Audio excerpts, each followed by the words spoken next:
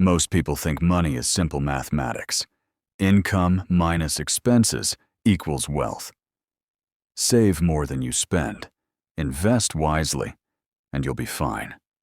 It's a spreadsheet problem with spreadsheet solutions. But the Bible tells a radically different story. According to Scripture, money isn't primarily a math problem. It's a psychology problem. It's a mirror that reflects the deepest conditions of your heart. Your checking account balance? It's not just a number. It's a moral document, a spiritual X-ray. It reveals what you truly believe about God, about yourself, about security, and about the future.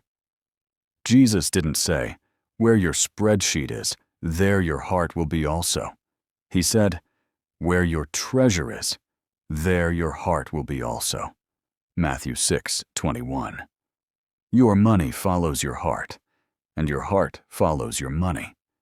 They're locked in an endless dance, each shaping the other.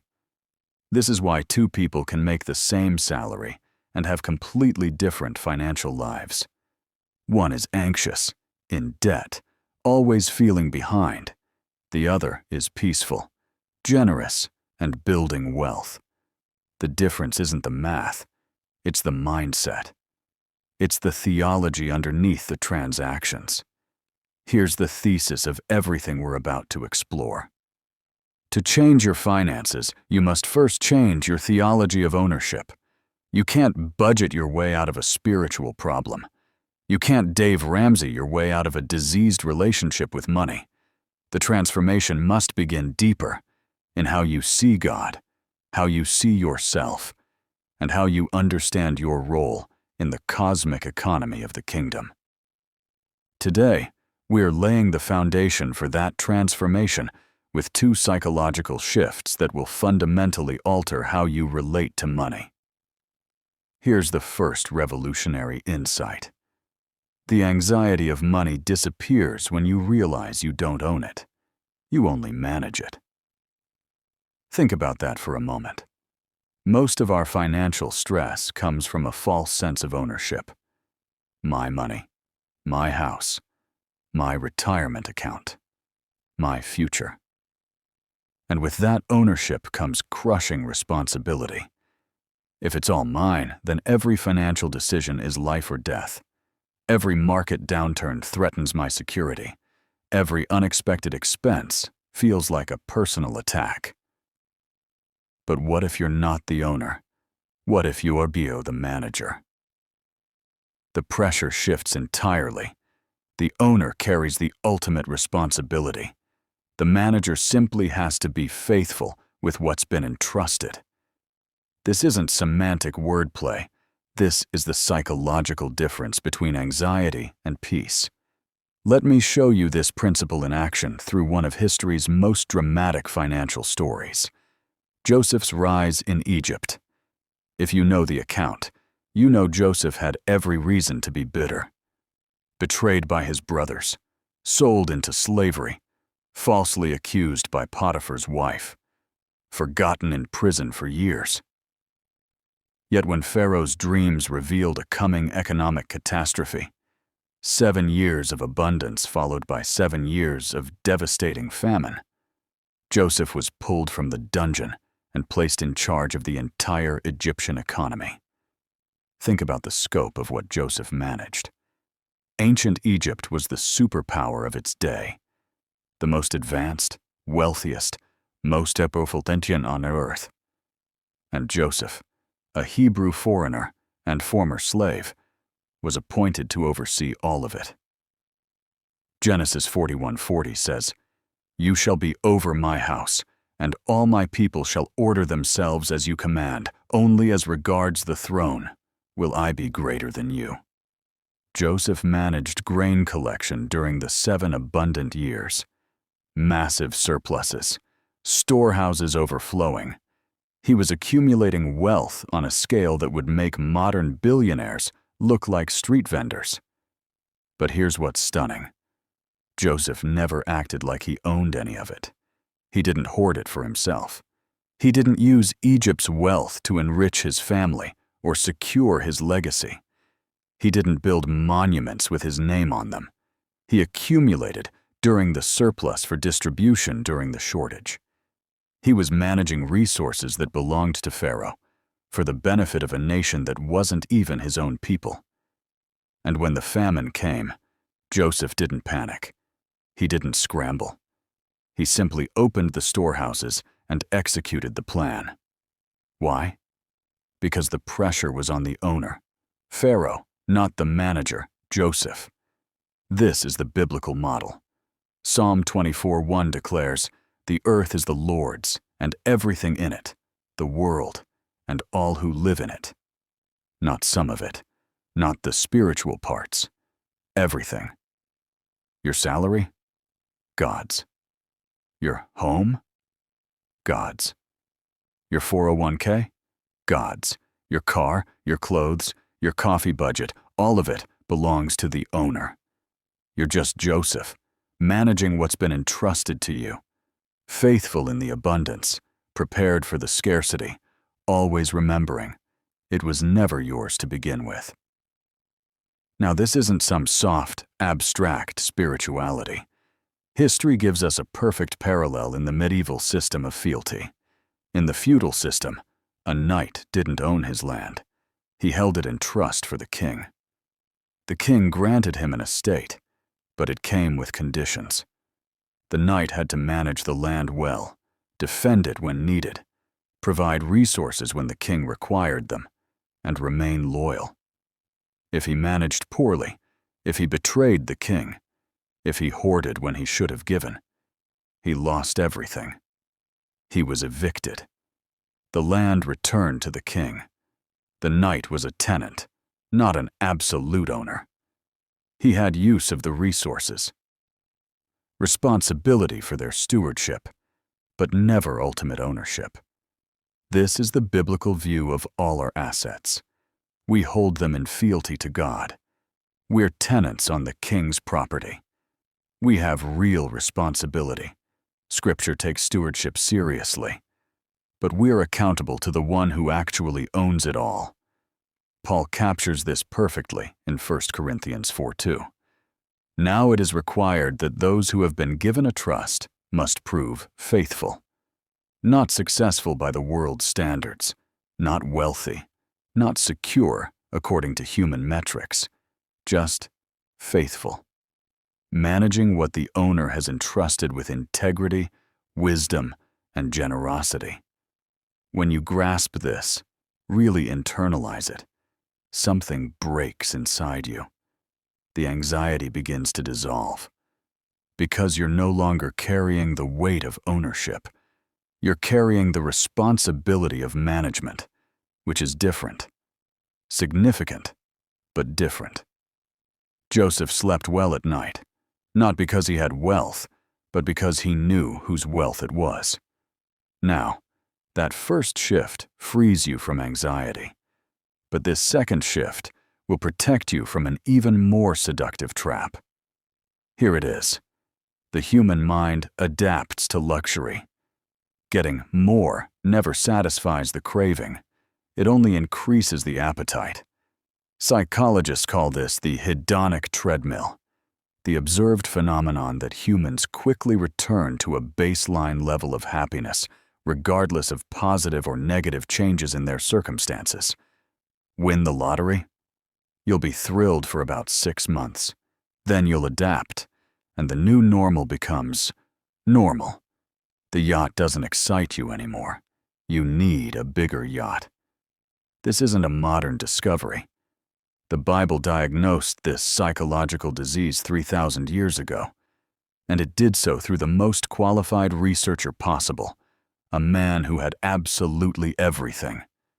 King Solomon wasn't just rich, he was legendarily, incomprehensibly, historically wealthy.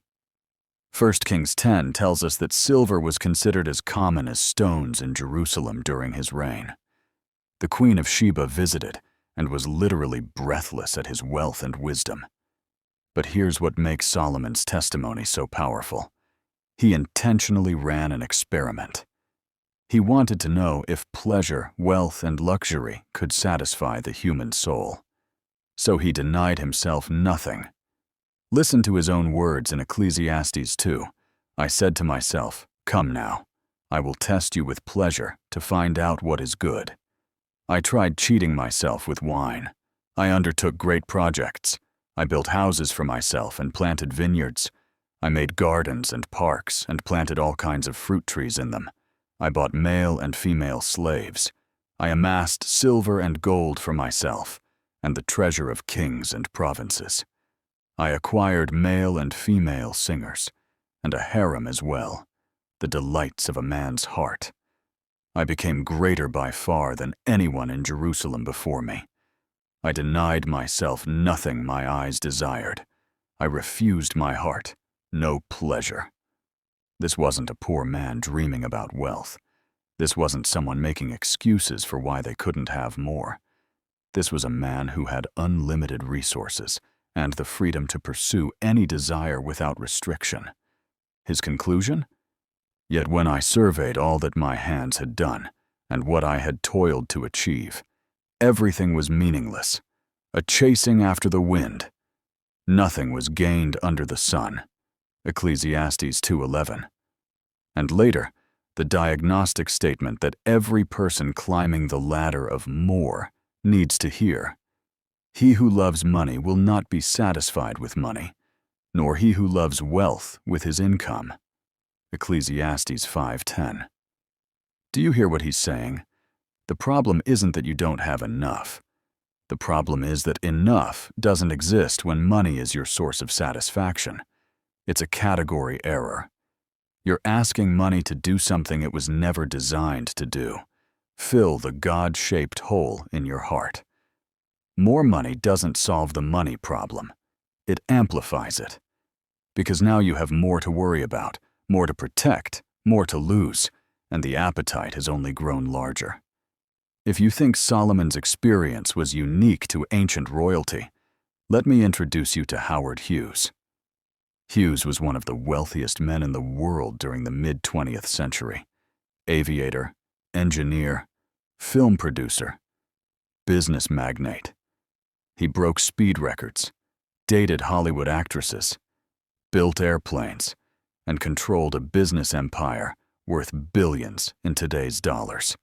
He had unlimited resources, unlimited freedom. Everything Solomon had access to, Hughes had in the modern world. And he died, at age 70, as a recluse, emaciated, malnourished, his hair and nails grotesquely long, terrified of germs, living in a darkened hotel room, watching the same movies over and over again. His unlimited wealth hadn't bought peace. It had funded his paranoia and accelerated his descent into madness.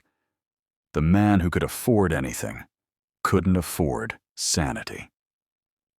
His life is a haunting modern parable. More money doesn't heal a sick soul. It gives the sickness more resources. 1 Timothy 6:10 warns, "For the love of money is a root of all kinds of evil." Some people, eager for money, have wandered from the faith and pierced themselves with many griefs. Pierced themselves, not attacked by external forces, self-inflicted wounds. The pursuit of more becomes the weapon that destroys you. So here's where we are. You're not the owner. You're the manager. That shifts the pressure and transforms the anxiety. And more will never satisfy you. It will only increase your hunger.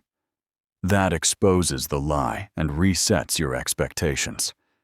These two truths are the foundation. Owner or manager. Satisfaction in accumulation or satisfaction in something else entirely. Once you've settled these questions, you're ready for the next shift. Movement. Because the kingdom economy isn't static, it flows. And that flow operates on principles that seem insane to the natural mind, but are utterly transformative when you step into them. If this perspective is shifting how you think about money and stewardship, hit that like button and subscribe so you don't miss the next principles that will transform your financial life from the inside out. Because what's coming next, the law of release and the speed of wealth, these will challenge everything you think you know about how money actually works. The foundation is set. You understand now that you're a manager, not an owner, and you've seen through the lie that more will finally satisfy you. Those two truths create space for something new, something that feels counterintuitive, even dangerous, to the natural mind. Because the kingdom economy doesn't operate on the principles of accumulation and control. It operates on flow, and flow requires something most of us are terrified to do: let go. Here's the third psychological shift, and it's the one that separates those who merely understand kingdom principles from those who actually live them. Hoarding creates a scarcity mentality, a perpetual fear of running out. But giving creates an abundance mentality, a trust that more will come. This isn't positive thinking. This isn't name it and claim it prosperity theology. This is a fundamental rewiring of how you relate to resources. And it's one of the most consistently repeated themes in Scripture. The paradox is this: the more tightly you grip what you have, the poorer you become, not just financially, but spiritually and psychologically. But when you open your hand and release what you're holding, you create space for something new to flow in. It sounds insane. It is insane, by the world's logic. But let me show you this principle in one of the most dramatic moments in all of Scripture. There's a story in 1 Kings 17 that perfectly captures this. A severe famine has gripped the land. No rain for years. Crops have failed. People are starving. And God sends the prophet Elijah to a widow in Zarephath, a foreigner, not even an Israelite, with the strangest instruction imaginable. When Elijah arrives, he finds this widow gathering sticks. He asks her for water, and she complies. Then he asks for bread. And here's where it gets uncomfortable. The widow responds, "As surely as the Lord your God lives, I don't have any bread, only a handful of flour in a jar and a little olive oil in a jug. I am gathering a few sticks to take home and make a meal for myself and my son, that we may eat it." And read that again. This isn't a woman with a pantry full of food deciding whether to be generous. This is a woman preparing her last meal. After this, she and her son will starve to death. She's not exaggerating. She's not being dramatic. She's stating a fact. And Elijah's response? "Don't be afraid. Go home and do as you have said. But first make a small loaf of bread for me from what you have and bring it to me. And then make something for yourself and your son. First. Give to me first." Psychologically, this makes no sense whatsoever. Every survival instinct screams against it. Every financial advisor would call this madness. Feed yourself and your child. If there's anything left, then be generous. But first, that's not wisdom. That's suicide. But Elijah continues, "For this is what the Lord, the God of Israel, says: the jar of flour will not be used up, and the jug of oil will not run dry until the day the Lord sends rain on the land." Now the widow has a choice. She can protect what little she has, hold tight to her last handful of flour and final drops of oil. Or she can release it, trusting a promise from a God she doesn't even worship, delivered by a prophet she just met. The text says, "She went away and did as Elijah had told her." So there was food every day for Elijah and for the woman and her family. For the jar of flour was not used up, and the jug of oil did not run dry, in keeping with the word of the Lord spoken by Elijah. Do you see what happened? By releasing what she had, by giving when every instinct told her to hoard, She triggered a supernatural supply. The flour and oil didn't multiply in the jar while she was sleeping. They didn't increase all at once. Instead, every time she reached in, there was enough. Day after day. Just enough. Always enough. She broke the grip of scarcity by choosing generosity in the midst of famine. This is the law of release. Proverbs 11:24 states it clearly. One gives freely, yet grows all the richer. Another withholds what he should give, and only suffers want. It's paradoxical, it's counterintuitive, but it's true. The flow begins when you open your hand.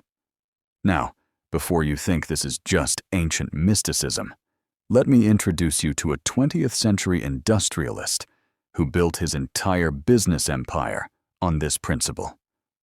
R.G. Tourneau was a giant in the heavy machinery industry. If you've never heard of him, you've almost certainly benefited from his inventions. He revolutionized earth-moving equipment, scrapers, bulldozers, portable cranes. During World War II, his company built 70% of the earth-moving equipment used by the Allied forces. Entire military campaigns depended on the machines his factories produced. He became extraordinarily wealthy. And here's what he did with it. He reversed the tithe. Most Christians talk about tithing, giving 10% to God and living on 90%. Tourneau flipped it.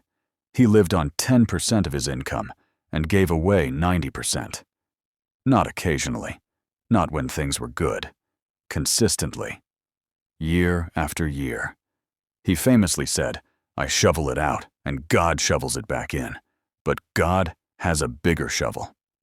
This wasn't a man in poverty practicing radical generosity. This was a businessman at the peak of his industry, generating massive profits, proving that the law of release works at scale. The more he gave, the more flowed back, not because giving is magic, but because generosity positions you in the flow of God's economy. Luke 6:38 captures this. Give, and it will be given to you. A good measure, pressed down, shaken together, and running over, will be poured into your lap. For with the measure you use, it will be measured to you. Notice the imagery. Pressed down, shaken together, running over. This isn't a stingy return. This is abundance. But it begins with the give, not the get. So we've established that the kingdom economy flows when you release, not when you hoard. But now we need to address a critical question. How fast should wealth come? Because here's the fourth psychological shift, and it's one that protects you from one of the most destructive forces in finance. Get rich quick is a form of arrogance. Wealth built slowly is psychologically stable. Wealth gained quickly usually destroys the character that can't sustain it. Our culture is obsessed with speed. We want instant results, quick returns, passive income, the 4-hour work week, get-rich-quick schemes dressed up in respectable business language. But Scripture consistently warns against this mindset. Why? Because wealth accumulated rapidly bypasses the character formation that's necessary to steward it wisely. Solomon points to one of the smallest creatures to illustrate this principle. Proverbs 6 says, "Go to the ant, you sluggard. Consider its ways and be wise. It has no commander, no overseer or ruler, yet it stores its provisions in summer and gathers its food at harvest." The ant doesn't have a supervisor. There's no one standing over it with a whip demanding productivity. Yet it works diligently, incrementally, understanding seasonality. It gathers little by little. It doesn't wait for a big break. It doesn't gamble on finding a massive food source. It simply works consistently, day after day. storing up for the future. This is the opposite of our cultural moment. We want the big deal, the viral moment, the investment that 10 times overnight. But Solomon's wisdom points to a different path: steady, incremental, disciplined accumulation. Proverbs 13:11 makes it explicit. Dishonest money dwindles away, but whoever gathers money little by little makes it grow. Little by little.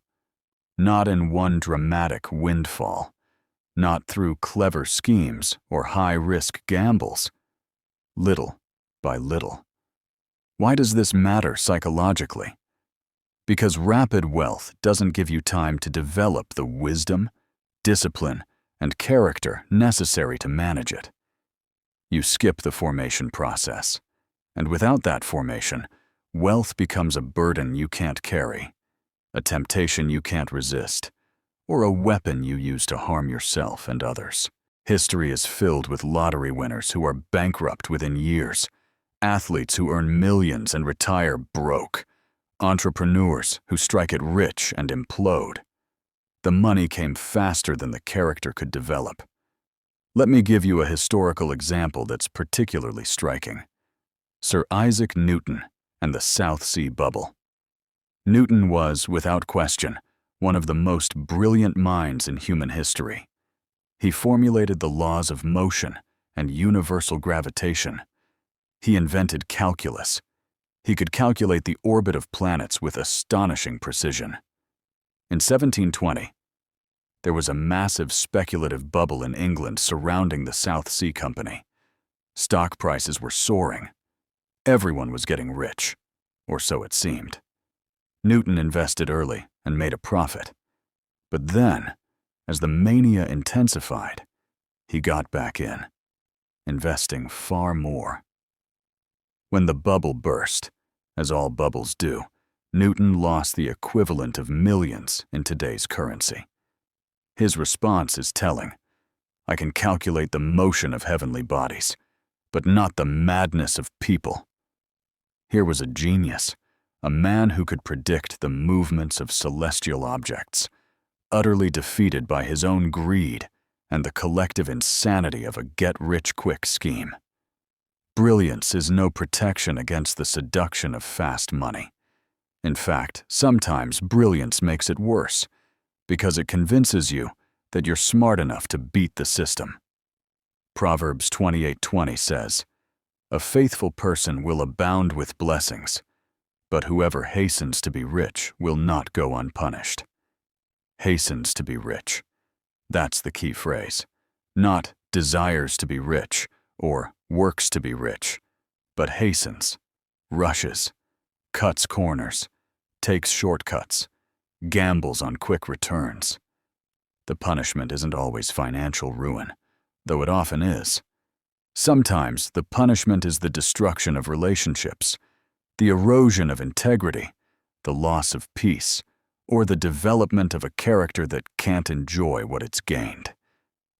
Faithful. That's the alternative. Faithful means showing up every day, doing the work, managing well, saving consistently, investing wisely over time. It's not exciting. It doesn't make for a great social media post, but it builds wealth that lasts and a character that can steward it. The ant doesn't need a miracle harvest. It just needs to keep working, season after season, little by little. So where does this leave us? You've learned to release rather than hoard, trusting the flow of God's economy. And you've learned to build slowly rather than chase quick wins, allowing wealth and character to develop together. These aren't just financial principles. They're spiritual disciplines that reshape how you move through the world. Because the goal isn't just a healthy bank account. It's a healthy soul that happens to manage money well. But there's one more piece we need to address. Because all the faith in the world doesn't replace the need for a plan. And that's where we're going next. The strategic side of kingdom finance. How do you actually build something that lasts? How do you count the cost and execute with wisdom? We've covered a lot of ground. You understand that you're a manager, not an owner. You've seen that more will never satisfy the hunger in your heart. You've learned to release rather than hoard, trusting the flow of God's economy. And you've embraced the patience required to build wealth slowly, allowing character to develop alongside your bank account. But now we need to address something critical, something that people often get wrong when they talk about faith and finances. Here's the fifth and final psychological shift. Faith is not a substitute for planning. God honors preparation. There's a dangerous strain of spirituality that treats planning as a lack of faith. Just trust God, they say. Don't worry about budgets or spreadsheets or 5-year plans. God will provide. And yes, God will provide. Scripture is clear about that. But Scripture is equally clear that faith doesn't mean you ignore wisdom, abdicate responsibility, or refuse to think strategically about the future. In fact, one of the most striking things Jesus ever said about money wasn't a call to reckless faith. It was a call to careful calculation. The story is in Luke 14, and Jesus is talking to a crowd about the cost of discipleship. But to make his point, he uses a financial metaphor that every person in that crowd would have understood immediately. He says, "Suppose one of you wants to build a tower. Won't you first sit down and estimate the cost to see if you have enough money to complete it? For if you lay the foundation and are not able to finish it, everyone who sees it will ridicule you, saying, 'This person began to build and wasn't able to finish.'" Read that carefully. Jesus isn't criticizing planning. He's requiring it. He's saying, before you start, count the cost. Sit down. Do the math.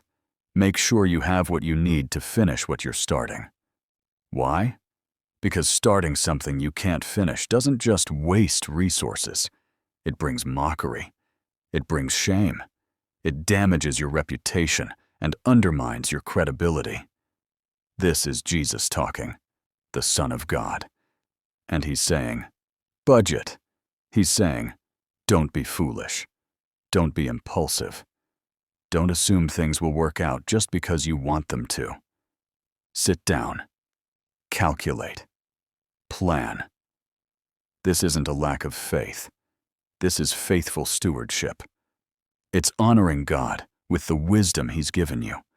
It's taking seriously the resources He's entrusted to you. It's refusing to be reckless with what belongs to Him. The person who says, "I'm just trusting God," while refusing to create a budget, while ignoring their debt, while making impulsive purchases, that person isn't demonstrating faith. They're demonstrating foolishness. And they're often creating the very disasters they're praying God will rescue them from. God will provide. But He expects you to plan. Now, this principle isn't unique to Jesus' teaching. It's woven throughout military history, business strategy, and even ancient wisdom literature. And one of the clearest examples comes from the world of warfare. Sun Tzu, the ancient Chinese military strategist who wrote The Art of War, said something that every successful general and business leader has understood. Every battle is won or lost before it is ever fought. What does that mean? It means that preparation determines the outcome. Strategy, logistics, supply lines, intelligence.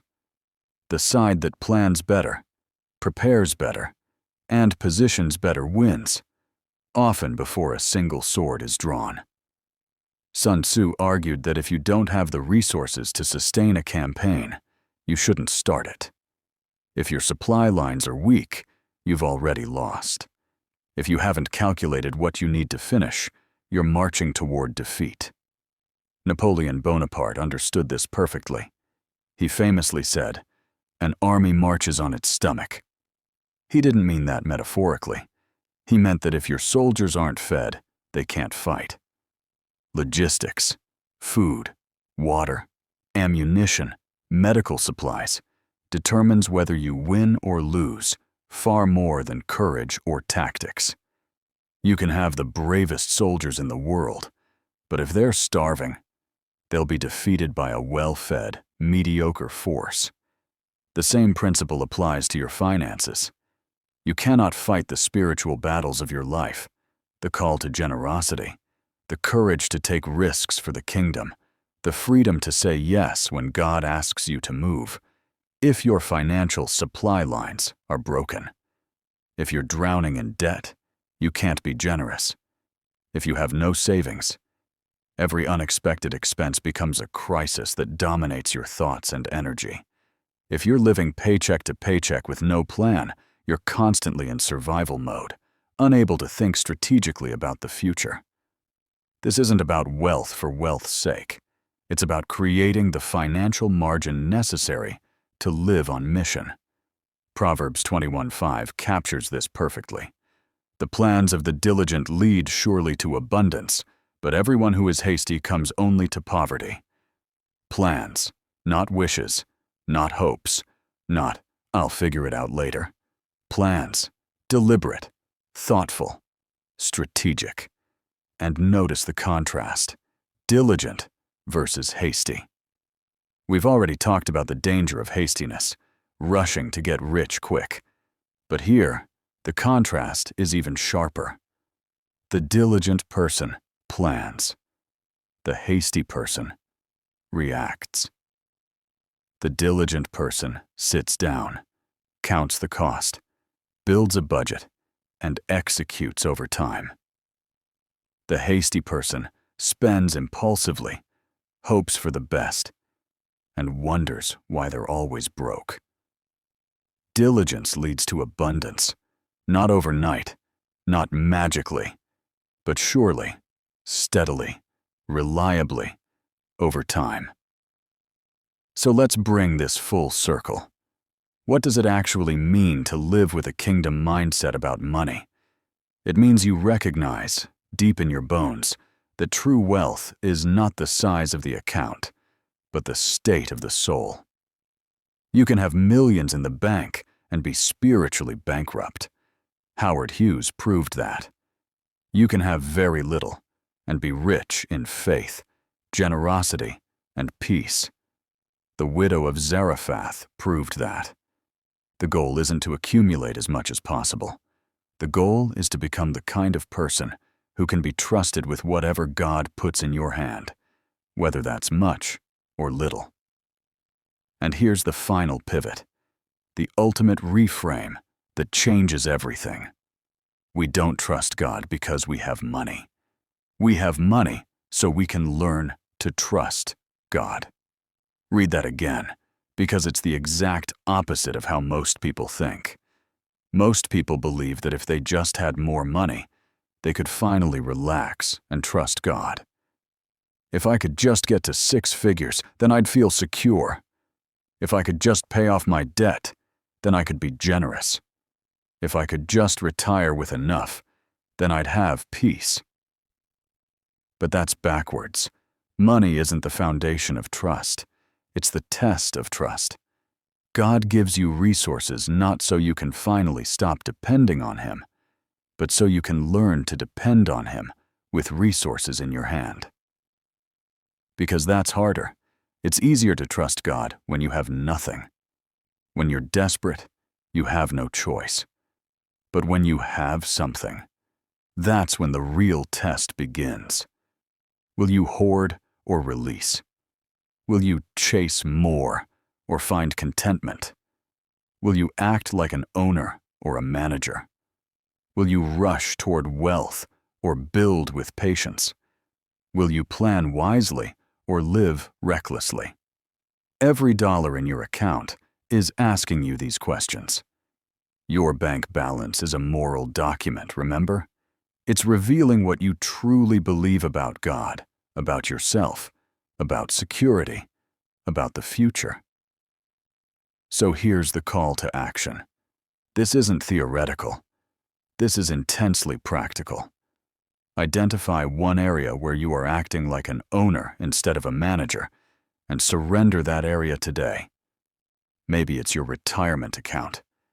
You've been gripping it so tightly, terrified of losing it, that you can't even think about being generous. Surrender it. Acknowledge out loud, this isn't mine. I'm managing it for the owner. Maybe it's your debt. You've been avoiding it, pretending it doesn't exist, hoping it will magically disappear. Stop. Sit down. Count the cost. Build a plan. Execute with diligence. Maybe it's your income. You've been chasing more, believing that the next raise, the next promotion, the next deal will finally make you feel secure. It won't. Recognize the trap. Find contentment where you are, even as you work faithfully toward the future. Maybe it's your giving.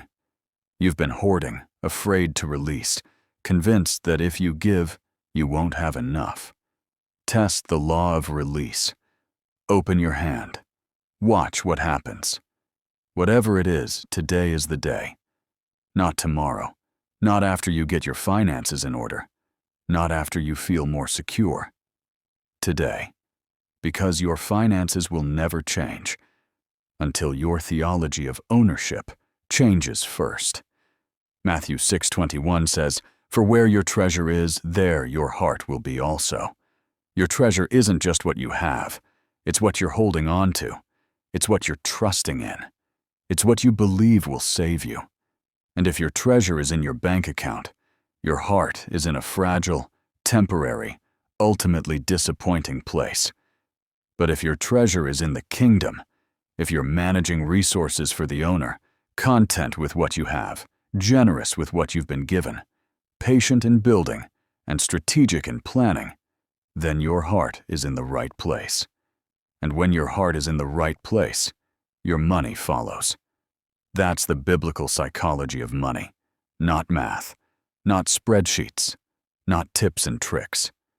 Heart transformation that leads to financial transformation.